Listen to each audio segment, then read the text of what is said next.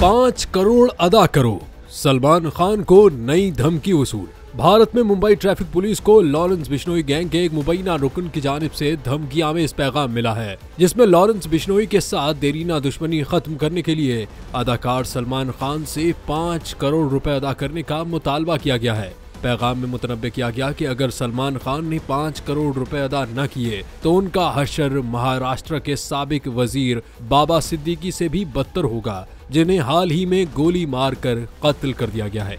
पैगाम में दर्ज तहरीर का मतन था कि अगर सलमान खान जिंदा रहना चाहते हैं और लॉरेंस बिश्नोई से दुश्मनी खत्म करना चाहते हैं तो उन्हें 5 करोड़ रुपए अदा करने होंगे।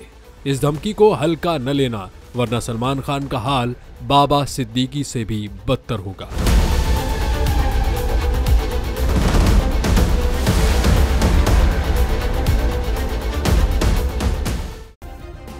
सब्सक्राइब करें और बेल दबाएं ताकि कोई खबर रह न जाए।